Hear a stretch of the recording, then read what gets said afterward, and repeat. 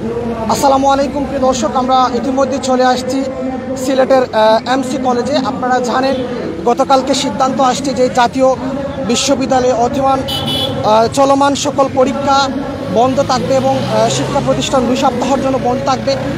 তারই পরিপ্রেক্ষিতে কিন্তু আজকে কিন্তু সিলেট এমসি কলেজের সামনে সাধারণ শিক্ষার্থীরা কিন্তু বিক্ষোভ মানববন্ধন করছে। তাদের দাবিটা হচ্ছে যে জাতীয় বিশ্ববিদ্যালয়ের অধীনে চলমান সকল পরীক্ষা ও শ্রেণী কার্যক্রম হঠাৎ স্থগিত প্রতিবাদে এবং রুটিন চালু রাখার প্রতিবাদে আজ তারা মানববন্ধন করছে। তাদের একটাই দাবি, সেই দাবিটা হচ্ছে আমাদের দাবি একটাই, আমাদের পরীক্ষা চলমান থাকতে হবে। পরীক্ষা চলমান চাই, আমাদের ক্যারিয়ারে নিয়ে তামাশা বন্ধ করুন। কয়েকটা আমাদের দেখতে পাচ্ছি এখানে রয়েছে। আপনাদেরকে আবারও বলি, আমরা সিলেট এমসি কলেজ থেকে সরাসরি সম্প্রচার করছি সিলেট আই নিউজ লাইভে পুরাটি জুড়ে। আমি রয়েছি লিমন তালুকদার, ক্যামেরা আছেন হায়দার চৌধুরী। আমরা একজন দেখতে পাচ্ছেন পুরো উদ্ঘাটন রয়েছেন। আমরা একটা করে একটু আমরা প্রতিবাদটা শুনবো, তাদের যে প্রতিবাদটা রয়েছে।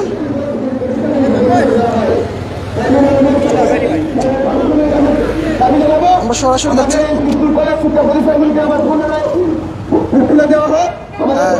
তাদের ব্যানারে দেখতে পাচ্ছি লেখা আছে জাতীয় বিশ্ববিদ্যালয় অধীনে চলমান সকল পরীক্ষা ও শ্রেণী কার্যক্রম হঠাৎ স্থগিত করার প্রতিবাদে এবং রুটিন বহাল রাখার পরীক্ষা চালুর দাবিতে বিক্ষোভ ও মানববন্ধন চালিয়ে যাচ্ছে। সেটি হচ্ছে সিলেট এমসি কলেজের সাধারণ শিক্ষার্থীরা। আমাদেরকে আমাদের অনিশ্চিত ভবিষ্যতের দিকে ফেলে দিয়ে শিক্ষা থেকে বঞ্চিত করে আমাদেরকে ধ্বংস করে আরেকটা দেখতে পাচ্ছি এখানে লেখা রয়েছে সবকিছু খোলা রেখে শিক্ষা প্রতিষ্ঠান বন্ধের যৌক্তিকতা কি, এমন একটা প্রশ্ন রেখেছেন এবং 2016-2022 অনার্স জীবনে অবসান চাই। কয়েকটা কিন্তু প্রতিবাদ রয়েছে। সমাজবিজ্ঞান ডিপার্টমেন্টের শিক্ষার্থী সালমানকে অতি সংক্ষেপে কিছু কথা বলার জন্য আহ্বান করছি। আমরা একজন শিক্ষার্থীর বক্তব্য শুনবো ইতিমধ্যে, তিনি কি বলেন। তার আগে আপনাদেরকে একটু ঘুরিয়ে আমরা দেখানোর চেষ্টা করি ছাত্র শিক্ষার্থীরা যে পরিমাণে দাঁড়িয়ে রয়েছেন তাদের দাবিটা পূরণের জন্য। কারণ আরেকটা দেখতে পাচ্ছি আমি, পরীক্ষা বন্ধ মেলা কেন চলে সেটা একটু প্রতিবাদ হয়ে চলেছে। আরেকটা রেখেছে পরীক্ষা স্থগিত মানি না, আরেকজন পরীক্ষা স্থগিত মানি না। আরেকটা রেখেছেন কেবল শিক্ষা প্রতিষ্ঠানে কেন করো না। আরেকটা দেখতে পাচ্ছি শিক্ষার ক্ষেত্রে উদাসীনতা বন্ধ করো। আমরা একটু একজন শিক্ষার্থীর সঙ্গে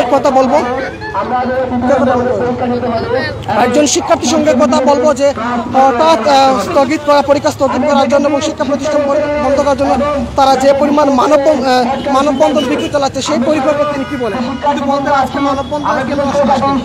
জি, আমাদের দেশে দেখা যাচ্ছে যে সবকিছুই খোলা আছে, শিক্ষা প্রতিষ্ঠানে শুধু বন্ধ। ইনফ্যাক্ট বাণিজ্য মেলাও খোলা, মানে সব করোনা কি শুধু আমাদের শিক্ষা প্রতিষ্ঠানে। আপনার দাবি কি শিক্ষা প্রতিষ্ঠান খোলা হোক? হ্যাঁ, শিক্ষা প্রতিষ্ঠান খোলা হোক আর আমাদের রুটিন মাফিক আমাদের পরীক্ষা হোক। আপনার নাম কি? ইসরাত জাহান। দর্শক, সিলেট এমসি কলেজের সাধারণ শিক্ষার্থীর সঙ্গে আমরা কথা বলছিলাম।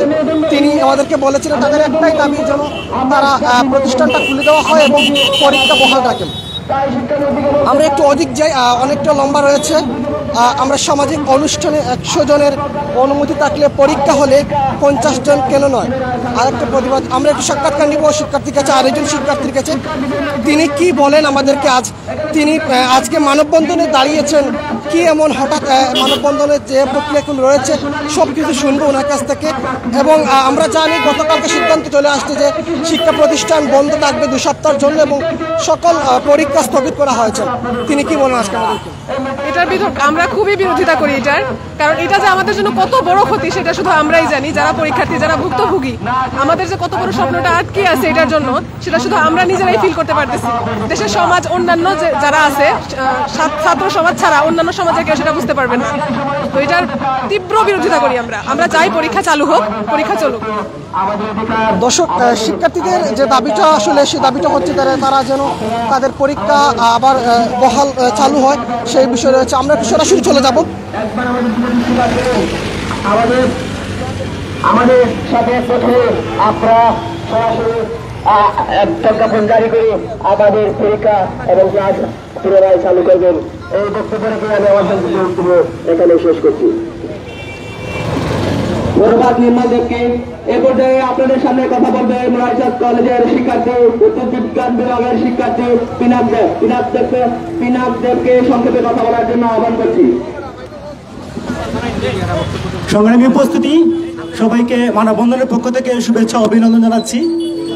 বিষয়টা অত্যন্ত দুঃখের বিষয় যে মাঝে মধ্যেই আমাদেরকে রাস্তায় নামতে হয় বিভিন্ন দাবির জন্য। বিশেষ করে আমাদের শিক্ষা সংক্রান্ত বিভিন্ন প্রবলেম যখন আমাদের মুখোমুখি হয়, আমাদের রাস্তায় নামতে হয় এবং রক্তপাত হয় মাঝে মধ্যে।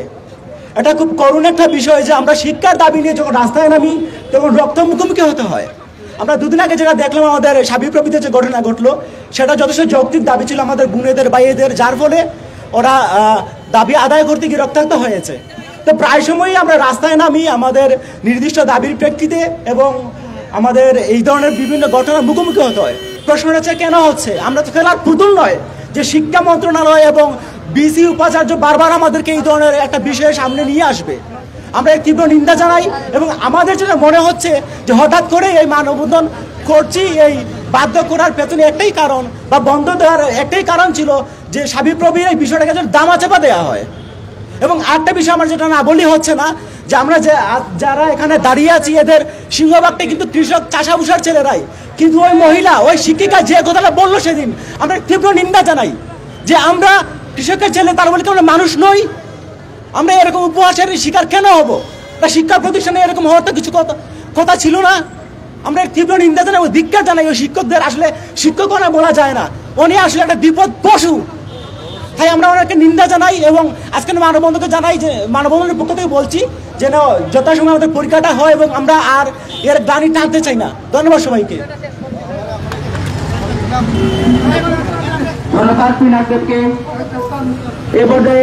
দর্শক, আমরা আজকে আপনাদেরকে দেখেছিলাম সিলেট এমসি কলেজ থেকে সরাসরি যে তাদের যে বিক্ষোভ মানববন্ধনটি।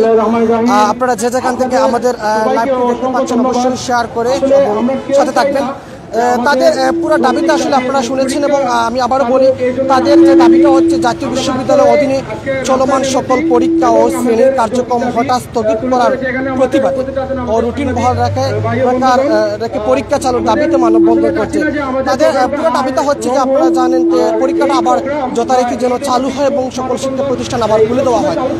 তারা একজন শিক্ষার্থীর সঙ্গে আমরা কথা বলছিলাম, যেমনটা বলছিলে সে যে তাদের যে পরিমাণ কষ্ট রয়েছে এই পরীক্ষার জন্য তাদের অনেক অতিষ্ঠ হয়ে পড়ছে যে তারা এই করোনার কারণে যে পরিমাণ যে শিক্ষা প্রতিষ্ঠান বারবার বন্ধ হয়ে যাচ্ছে সেই জন্য কিন্তু তারা অতিষ্ঠ হয়ে পড়ছেন এবং তারা যাচ্ছে যে পরীক্ষাটা আবার যেন পুরোপুরি চালু করা হয় সে বিষয়ে। এই আশা এবং ভরসা নিয়ে এবং ন্যাশনাল ভার্সিটি ডিসি এবং তাদেরকে আহ্বান করবো তাদের শুভ বুদ্ধি যেন উদয় হয়, এই আহ্বান জানিয়ে আমি আমার বক্তব্য শেষ করছি। একটু কথা বলবে একজন শিক্ষার্থীর সঙ্গে মানববন্ধনে দাঁড়িয়ে আছে, ওনার মতামত কি আজকে এবং কি প্রতিভা জানাবেন তিনি যদি বলতেন আমাদেরকে। যে আমরা যে দাঁড়িয়েছি আসলে আমরা অনার্স ফোর্থ ইয়ারের 2019 সালে শেষ হওয়ার কথা ছিল, সেখানে 2 বছর লাগিয়েছে 2022 সালে। আমরা একটাই দাবি, আমাদের ফোর্থ ইয়ারের পরীক্ষাটা নেওয়া হোক, এটা আমরা চাই, এটা আমাদের প্রাণের দাবি, এটা আপনারা আশা করি এটা মেনে নেবেন। এই জন্য একজন ভাইয়ের সঙ্গে আমি কথা বলি, তিনি কি বলেন আজকে এই মানববন্ধনে যদি বলতেন আমাদেরকে। আসলে আমরা বিশ্বের ইতিহাসে একটা কলঙ্কিত জাতি, কারণ শিক্ষার জন্য আমাদেরকে রাস্তায় নামতে হয়। আমি জানি না একটা দেশকে একটা জাতিকে কিভাবে যে এই আমাদের সরকার ব্যবস্থা আমাদের চিন্তাভাবনা ধ্বংস করতে পারে। দেখবেন আপনি একটা রুমকে যদি অন্ধকার করতে চান তাহলে সুইচ যদি অফ করে দেন সমস্ত আলো বন্ধ।